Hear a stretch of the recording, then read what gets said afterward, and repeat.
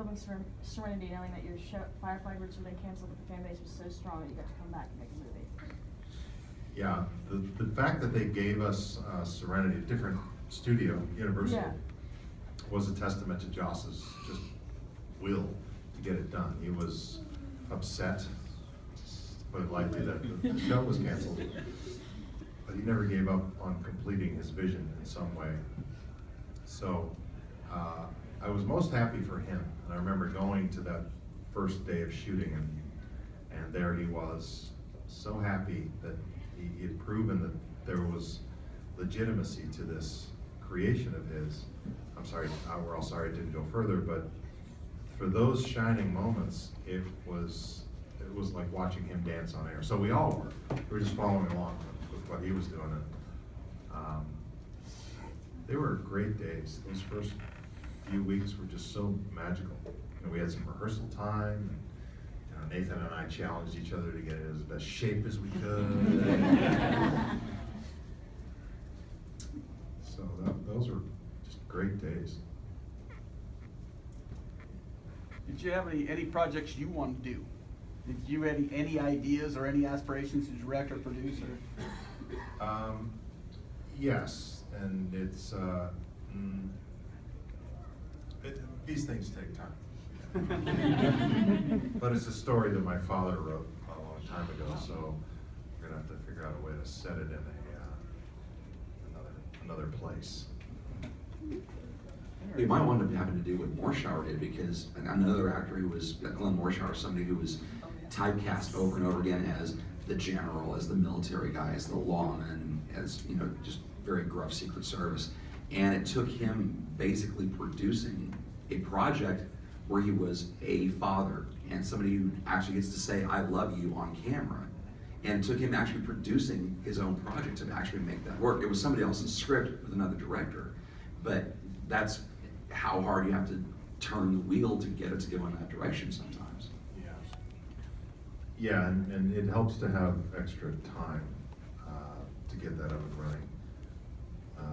The hiatus period between this filming is something that we've been working on getting this project done, and it's harder than you think.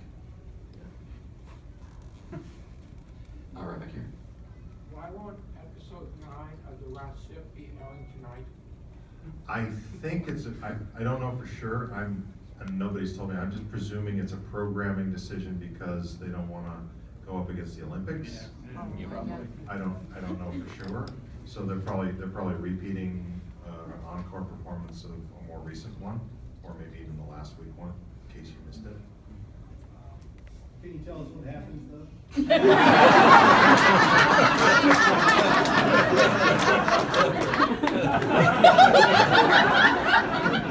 I walked right into that one. He and I are going to act it out. Captain Devon, what is that off the port bow?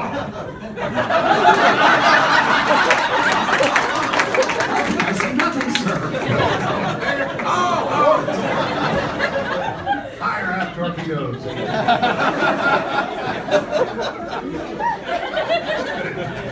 Sir, are you still fit for command? Somebody spiked my coffee. Have the galley put in the brig. All right. Right over here. Are we gonna ever get to see you on Con Man? Well, that's up to Alan. I will leave that to him. So you would do it if you? Oh, sure, yeah. If it's about finding windows of opportunity too. He had an idea for the first season, but the window of opportunity closed, so I couldn't do that. What's his name? The guy Henry Rollins. Didn't he come in and do me in that season? Phrasing, but yeah.